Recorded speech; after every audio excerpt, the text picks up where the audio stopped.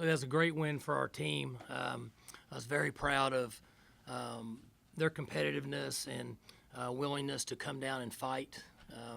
We made some really good adjustments at halftime. I thought that Oklahoma's offense had a good scheme. At times had us, and then we made some halftime adjustments, our coaches. And in fact, the first two plays of overtime, those adjustments were made at halftime. And Larry Stevens rotated over on the motion on the pop pass, made a play, and then Seth Jacobs caught the guy going down the middle on the play action pass and laid out and knocked the ball away, which put us in a great position. And then offensively, we competed. We were somewhat shorthanded. I had concerns in this game. We had played three sophomores and two freshmen, or three freshmen and two sophomores in the game on the offensive line. I can't remember. They're all really young. Grisby is the one veteran, the guy, I'm sorry. And then we had, I think, three freshmen and a sophomore. With Koenig not playing, I had concerns just how much we could do in the game. But overall, I thought they protected really well. We made plays. I thought the offensive scheme was excellent for the type of defense and the personnel that we were facing today. And then in special teams, we felt like the last 2 years that essentially we could have won the game if we wouldn't have given up a punt return. And we challenged our team to be really good in coverage units. They're very good on kickoff return, and obviously they have a skilled player on punt return that can make plays. And our guys worked really hard. Robbie continues to do a great job scheme-wise on special teams. So we got a break. You know, we returned one in this game, and Tyreek was super. I know he had two good blocks right there at the end, and then either made two guys miss or split them. And then when he got in the open field, the good news was everybody knew he was gone. So it's obviously a very exciting game. I'm happy for our seniors, an opportunity to stay together another month or however long it'll be, 3 weeks, and play in a bowl game. I'm happy for some of the players that were seniors that couldn't play, that were injured, Furman and Koenig, that get another opportunity to play now with another game. And it was especially had a soft place in my heart for Dez. Dez Rowland has had a very difficult month the last 5 weeks with the loss of his mother, and he's had a hard time, but he's pushed through. And at the end, we were able to put it in his hands, and he was able to knock him back and push the pile and run it all the way down to essentially a PAT to win the game. So it's a great win. I thought our coaches stayed focused over the last couple weeks. They ignored the outside world, prepared the kids, and worked hard. So it was a good win for Oklahoma State. How surprised were you to get the ball repunted with Tyreek standing back there at the 10-yard line instead of you guys just taking it? Basically decided to kick the ball to you. I mean, that's, I can't comment on his decisions. Honestly, I was talking about offense at that time, and somebody said they were going to punt again. So you were surprised then, okay. I didn't say I was surprised. But you were ready to go. I just said that I was talking about offense, and I didn't pay any attention to it. Been talking about this team being young all season long. Mm-hmm. Is this the game where they kind of grew up and got it really going for you? Well, I'll say it again. I had some concerns coming into this game with the use of the offensive line, and without watching the tape, I think they played very well. But I will say that I was very encouraged with the schemes that our staff came up with a couple weeks ago, and I think it really helped us. We challenged our defense at halftime. I was disappointed in our ability to tackle. I thought that we should have secured them at times in the first half for not as many yards in the running game. I'm not taking anything away from the running back. The running back's a really good player. But we didn't wrap up like we have worked on essentially throughout their careers at Oklahoma State. And I thought they tackled better in the second half. Mike, All the disappointment of the last few weeks, is all that knocked off with the way you won here today? Not just that you won, but the way you won. Is it not off the football? Well, I think the disappointment is just kind of in the eyes of the beholder, whoever feels like they're disappointed. I've not been disappointed with our team. I'm not taking away from what you said. I think perception public-wise out there. But our staff and myself, we certainly have understood where we're at and the direction we're going. And a win today makes everybody feel better. There's no question about it. You know, there's a lot of people that wear orange that would just as soon win this game and can lose them all. I don't necessarily believe that. I don't think that's the best way, but I'm certainly glad that they're happy and whatever they need to do to continue to build this program and move forward in the direction we need to. Can you talk about Rudolph's performance and the way he carried himself? I presume he stayed pretty collected through it all. He did. You know, I didn't think he threw the ball very well, but competitive nature, toughness, willingness to run the ball, take hits, which I'm not real excited about, I thought was excellent. And there's times when quarterbacks have to show guts and competitiveness and can be almost as productive in that manner as throwing the ball.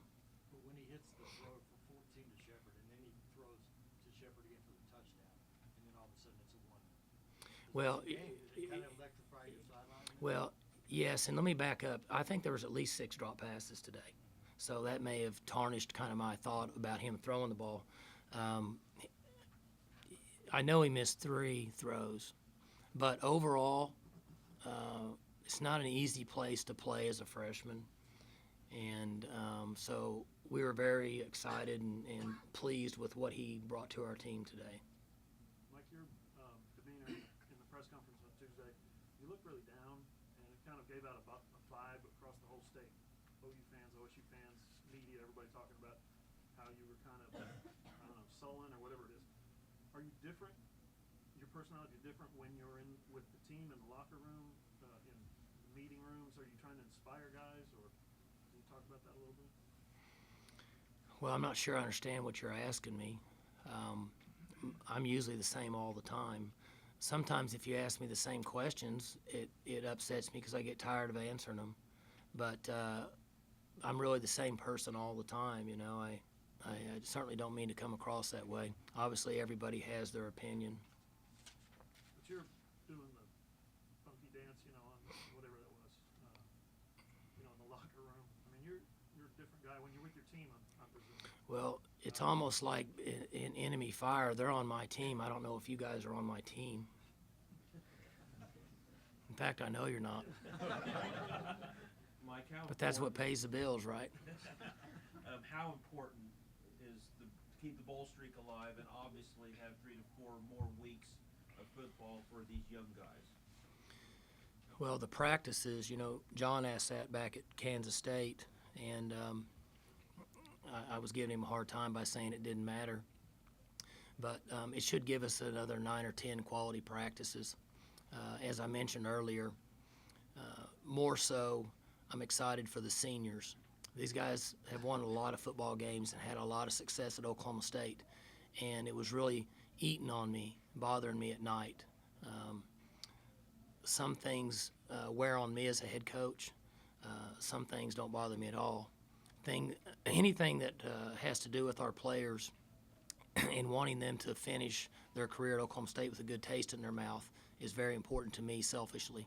So it's a good win for us. There's no question that it makes everybody feel good, and so I'm just really happy for the players, and they learned a great life lesson today, really over the last 2 weeks, because nobody gave them a chance, and they just ignored the outside world and went ahead and did everything they could to give themselves a chance. You beat OU 3 years ago as a favorite. Today you went here as a 2-touchdown underdog. Is it more gratifying? I mean, obviously you won a Big 12 championship that night. Right. But I mean, just to come in on this turf and win this game as an underdog. Well, we've had, you can go back over the last, I don't know, 3 or 4 years, and our team has played very well in this game.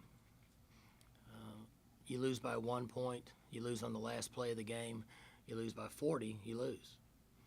But I've been very happy with the way our team has played in this game over the last X number of years. And so do I feel like I need to get them in there and scream and yell at them because they didn't finish and win? I thought there was effort, and I thought that things happen for a reason. But, it's obviously when you win down here, it sure makes the bus ride home. You got to go all the way through Newcastle to get home, and it sure makes it a little bit easier. Last time we were here, we were ahead,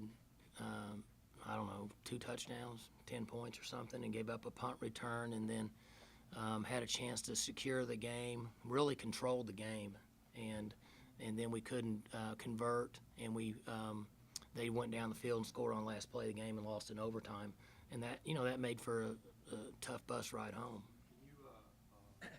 Grogan had not attempted a field goal line 6 weeks before he ran out there for the last play of the game. I don't care if it's a 10-yard field goal. I mean, with the stakes being what they are, and on this field, 21 yards, it doesn't matter what the distance is. It's a tough kick for a guy who ain't tried one in 6 years. Well, and I didn't think his extra points were very good. I don't know if you guys watched that as close as I do, but I didn't think he hit the ball very good tonight or today.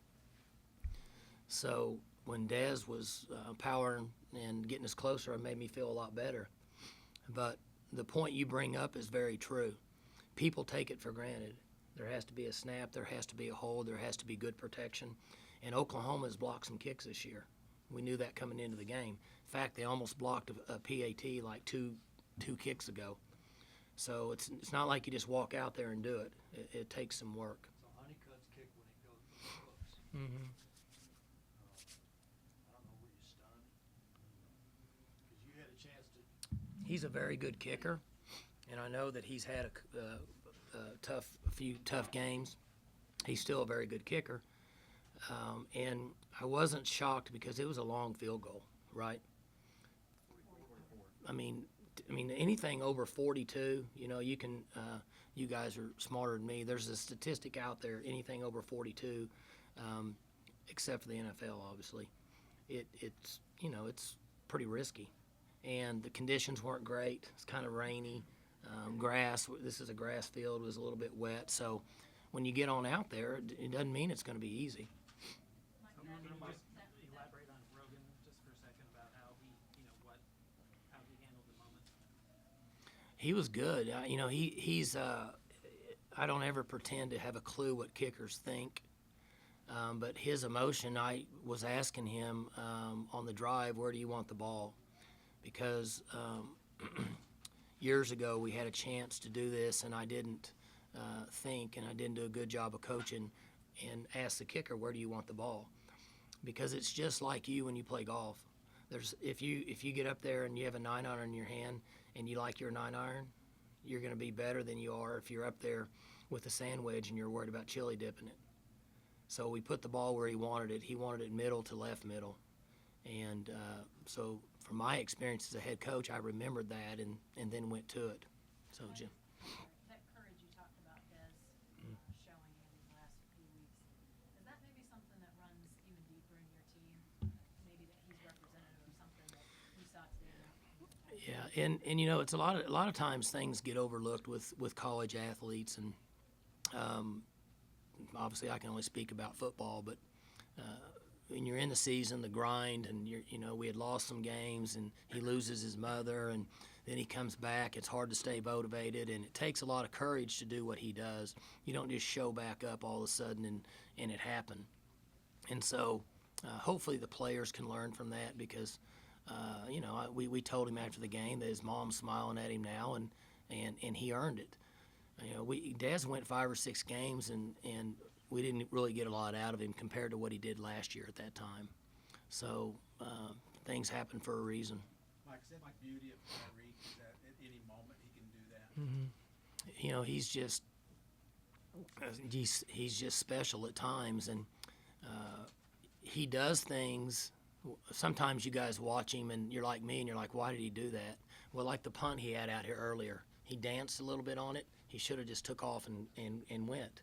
And I told him afterwards, he was dancing like it was a kickoff return. Kickoff return, you can do some of that. Those guys are coming from 70 yards away. Punt's not that way, and I don't know why he was dancing. But he's just very dangerous, and at any time he can go. I mean, he's special. There's just not, he's one of the fastest people in the world, so.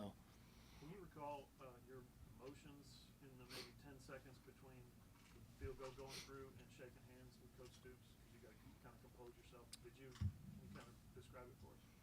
I did what? Describe your emotions. Oh, well, my oldest son, tackled me from behind. And actually, I thought that one of the officers was trying to, like, keep people from, hitting me or whatever. And so, but I don't get real excited after games or during them, just because I've been in so many of them that I try to do the best I can to think, and I am who I am. I'm not going to try to be something I'm not. I did get excited on Tyreek's punt return because I found myself running down the sideline with him. And I, you don't plan on that, but then I was doing it, and I thought, well, that was a little different, but it's not something you think of doing. But I kind of wanted to run with him a little bit. What's that? Keep up with it? Well, yeah, and I made sure I was out of the officials' way. When the kick went through the game, Mike, that's the first time you've led at any point in any game since you played a game. It's a long time. So, how were you able? And you get down 2 touchdowns in the second half today. You know what I mean? Mhm. Pull within 7, and Keith Ford runs down, and they get a cheap, or not a cheap, but a quick touchdown, and you're back down 14 again. So, what is it? Is it the confidence in Rudolph that has kind of energized these guys and made them believe a little more, perhaps? I don't know, Bill, and I don't want to say one or the other, but not disregard the question, because then everybody will get mad at me again. But I don't have an answer for you. I think that's a better question for the team and for Rudolph. I'd ask him that. Did they draw motivation from you this week? The players? Yeah. I don't have a clue. I mean, I don't. Special schemes, anything you were No, and that gets brought up too. I mean, we're all buddies in here in that, but honestly, now that you asked me, what would you do differently to get your kids ready to play than you would any other week? something different? Like what? Like bring in a Sooner scooter and shoot it or something? I mean, I'm just saying. I'm being serious. What do? You like? I'm saying the players have to accept responsibility and leadership on their own for preparation, and we have to put them in position to win, and we have to give them plans in all 3 phases that they can believe in, and then they should prepare and go play hard. Other than that, I've never been good at any speeches that people are going to brag about and talk about 20 years later. I don't know what those are. And if anybody's got any ideas that can motivate players and young men nowadays differently than practice, I'd like to know. When you look at this team in this season, what do you take the most pride in? Well, obviously today, because their backs are against the wall. And, if they wanted to play 2, they had to win 1. That question gets brought up a lot in the media. Over the last 6 weeks, have you talked to him about a bowl? Have you talked to him about 6 win? And I never really do. I never have. Have you talked to him about if you win this game, you solidify the Big 12 championship, so on and so forth. The one thing I did, and I said that to you guys in the media, was I told them if you play well and win this one, you get to play another one. If you don't, that's it. Wraps it up. So I get a lot of satisfaction out of that. This competing for 2 weeks, because there'll be a lot of times in their life their back's against the wall and they got to find a way to get out, and that's what they did. What was your locker room like? I mean, 2011, you win Big 12. And probably the sense that you expected to win, maybe some relief as much as joy. What was your locker room? Well, they want me to dance. I mean, that's what they want. That's what I did. Yeah. Huh? It's all wrong. Twitter. Yeah. Somebody obviously put it out there. And I was, Jenny, I was concerned because it's been so long that I didn't know if I could still do it. But I can still do it. John, That's this will be the last question. We got a hallway full of people that are trying to Okay. get in here that we're going to lose contain on. So John, go ahead and ask Mike, the you last talk, question. you talk about shutting off the outside world. Is this today validating on a certain level? You know, it's not, people, I guess this is a good time to say this. It's not me against the press. It's not me against the outside world. And I don't ever want it to be that way. The first thing is, the most important thing is the team, okay? It's, sometimes I shut the outside world off if I think they need to be protected if the team needs to be protected. And I can take the hit for that. But, you know, the Oklahoma State people that really love Oklahoma State, okay, the fans, the alum, the ex-players. I got so many text messages today. I just turned my phone off of people, Josh Fields of the world, and that love Oklahoma State. That I have a very, very, very, very strong commitment to Oklahoma State. Period. Okay, and I am extremely happy with my job and what I do here every day. Sometimes I get disappointed, as Hoover brought up, and I'm human. But there's never a second that there's any doubt that I love Oklahoma State, I love my job, and I love the players. Period. I mean, that's just the way it is. So I'm not a cheerleading guy. I'm not going to jump around and rah-rah, and I'm not going to try to prove my point. And at times, do I make mistakes? Sure I do. Because you guys know that if there's certain buttons you can push with me that frustrate me. Doesn't mean that I don't like you. Just like I tell the team, when I chew their butt out for what they're doing, it's because I think it's right. And then when they get to be a coach someday, they can do what they want to do. So I think that's really important. And I almost felt like I needed to say it Thursday or Friday before the game because of what Hoover brought up. I don't follow Twitter. I don't, most of the time, don't read what you guys print or watch the TV because I'm too tired. But I don't want anybody to think that there's not a 100% commitment from Mike Gundy to Oklahoma State, period. And there always will be.